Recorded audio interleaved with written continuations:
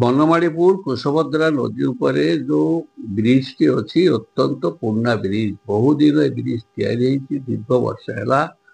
ୟାର ତୁରନ୍ତ ୟାର ମରାମତି, ରିପେୟାର, ରିନୋଭେସନ ତୁରନ୍ତ ଦରକାର ଏବଂ ସେଠି ମାନେ ହଜାର ହଜାର ଲୋକ ଯିବା ଆସିବା କରୁଛି। ରାତିରେ ମଧ୍ୟ ବହୁ ଲୋକ ସେ ବ୍ରିଜରେ ଖରା ସମୟରେ ବସୁଛି। ସେଠି ମଧ୍ୟ ସୋଲାର ଲାଇଟର ଆବଶ୍ୟକତା ରହିଛି। ମୁଁ ଆପଣମାନେ କହିବା ପରେ ମୁଁ ସାଙ୍ଗେ ସାଙ୍ଗେ ଏ ବିଷୟରେ ମାନନୀୟ ମୁଖ୍ୟମନ୍ତ୍ରୀଙ୍କୁ ଚିଠି ଲେଖିଛି।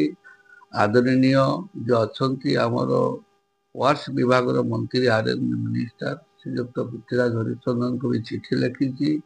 ଚିଫ୍ ସେକ୍ରେଟାରୀକୁ ଲେଖିଛି, ସେକ୍ରେଟାରୀ ୱାର୍କସକୁ ବି ଲେଖିଛି। ୟାକୁ ଯୁଦ୍ଧକାଳୀନ ଭିତ୍ତିରେ ୟାକୁ କରାଯାଉ, କାରଣ ଲୋକଙ୍କର ଆବଶ୍ୟକତା ଅଛି, ଲୋକଙ୍କର ଦାବି ଅଛି।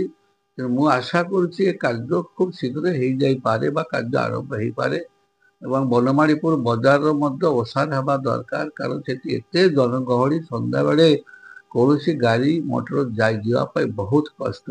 ଏ ବିଷୟରେ ପୁଣି ମୁଁ ଭାବୁଛି ଦି ଚାରି ଦିନ ଭିତରେ ମୁଁ ଯାଇକରି ସେକ୍ରେଟାରିଏଟରେ ଏବଂ ବର୍ତ୍ତମାନ ତ ବିଧାନସଭା ଚାଲୁଛି, ବିଧାନସଭା ସରିଗଲା ପରେ ଆମକୁ ମିନିଷ୍ଟର ମାନଙ୍କୁ ଭେଟିବାକୁ ସୁବିଧା ହବ ଏବଂ ତାଙ୍କୁ କହିବେ ଏ ବିଷୟରେ ସବୁ। ବନମାଳୀପୁର ରାସ୍ତା ତ ଯେହେତୁ ଆର୍ଏନବିରେ ଦାୟିତ୍ୱ ନେଇଛନ୍ତି, ରାସ୍ତା ତ ଆର୍ଏନବିର କୋଡ ଅନୁସାରେ ବହୁତ ଓସାର ହେବା କଥା ଏବଂ ଯାହା ବି ଆଗରେ ହେଇଥିଲା ସେଟା ଆରଡିରେ ଥିଲା, ଆରଡିରେ ଅନୁସାରେ ଥିଲା।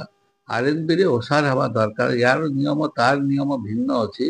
ତେଣୁକରି ଆମେ ବୁଝିବୁ ଆର୍ଏନବି ଯେ ଅଛନ୍ତି chief engineer, engineering chief building and roads and building, ତାକୁ ବୁଝିବୁ ଯେ କାହିଁକି କେତେ ତାର ସ୍ପେସିଫିକେସନ କେତେ କରାଯାଇଛି ଏବଂ ଯଦି କମ ହେଇଛି ତାକୁ ଆହୁରି ବଢେଇକି ତୁରନ୍ତ କରାଯାଉ। ଆରଡି ଯୋଉ ଡ୍ରେନ୍ କରିଥିଲା, ସରକାରୀ ଜାଗା ଛାଡ଼ିକରି ରାସ୍ତା ଭିତରେ ଡ୍ରେନ୍ କରିଥିଲା, ତାକୁ ପୁଣି ସରକାରୀ ଜାଗା ଉପରେ ସେ ଡ୍ରେନ୍କୁ ଭାଙ୍ଗି ନୂଆ ଡ୍ରେନ୍ କରିକି ରାସ୍ତାକୁ ଓସାର କରାଯାଉ ବୋଲିକରି ମୋ ତରଫରୁ ମୁଁ ନିଶ୍ଚିତ ଭାବରେ ପଦକ୍ଷେପ ଗ୍ରହଣ କରିବି।